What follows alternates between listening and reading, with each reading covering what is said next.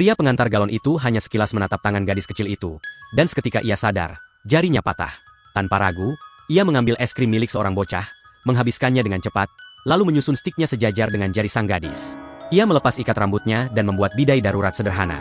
Nama pria itu Ethan. Ia sempat bercanda, mengatakan gadis itu harus membayar biaya pengobatan. Tepat saat itu ayah gadis tersebut datang dan segera membawanya pergi. Namun sebelum berpisah Ethan memperingatkan agar anak itu segera dibawa ke rumah sakit. Di rumah sakit, dokter terkejut melihat bidai tersebut dan mengatakan sedikit keterlambatan saja bisa menyebabkan kerusakan permanen. Pemeriksaan CT scan pun diperintahkan. Saat itulah gadis kecil itu mendengar suara yang familiar.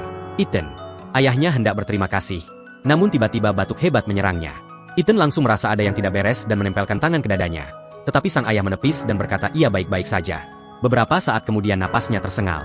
Tiba-tiba kecelakaan besar di jalan raya, membuat rumah sakit dipenuhi korban dan semua dokter sibuk. Kondisi ayahnya memburuk. Gadis itu memohon pertolongan. Tapi tak ada yang berhenti. Seorang dokter wanita mendekat, lalu dipanggil pergi dan meminta dokter lain melanjutkan CT scan. Ethan mengikuti. Di dalam lift, ayah gadis itu ambruk. Mereka membawanya keluar dan membaringkannya di lantai. Dokter berlari mengambil alat darurat. Namun saat Ethan kembali menyentuh dadanya, ia menyadari sesuatu yang fatal. Jantungnya berhenti. Dokter bersiap melakukan intubasi, tetapi Ethan bersikeras jantung diperiksa lebih dulu. Ia menghentikan prosedur itu, dan pemeriksaan membuktikan tidak ada detak jantung. Ethan memerintahkan defibrilator dan CPR segera dimulai. Kejutan listrik diberikan, dan beberapa saat kemudian detak jantung kembali. Namun satu-satunya harapan kini adalah operasi darurat.